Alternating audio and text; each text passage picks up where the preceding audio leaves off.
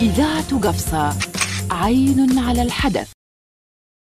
نادين غيثية ليسي بيلوت قفصة موين 1795 شعبة مات au cours de l'année entre 16 et 17 1760 le bac blanc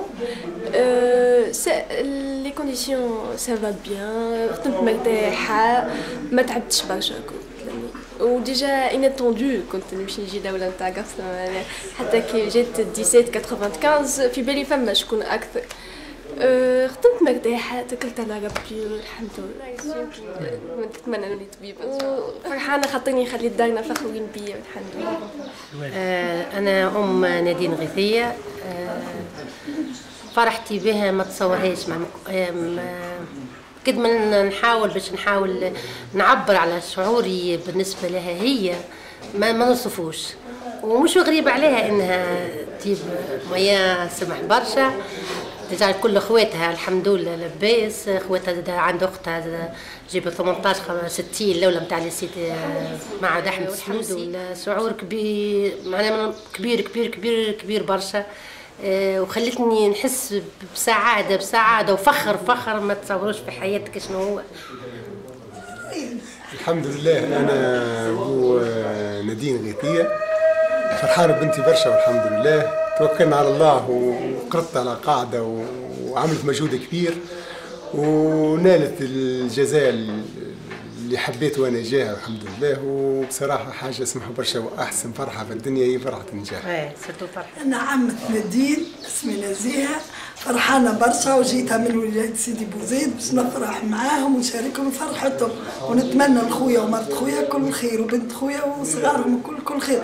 هي موجوده في وسط كله مثلا تعليم ووسط مثلا كبير وديما نتلاقوا مع بعضنا ونتكلموا مع بعضنا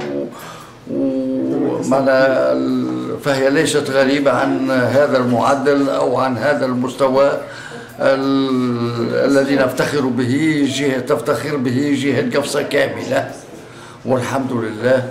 وأنا من أصل تعليم متقاعد قديم وبارك الله فيكم اللفتة الكريمة هذه الإذاعة والتلفزة وإن شاء الله الجهة هذه يتولهوا بها بصورة خاصة وعندنا فيها الرجالات والنساء وما زلتم ترون أكثر من ذلك. وأختها هاي هنا عندها 18 ونص.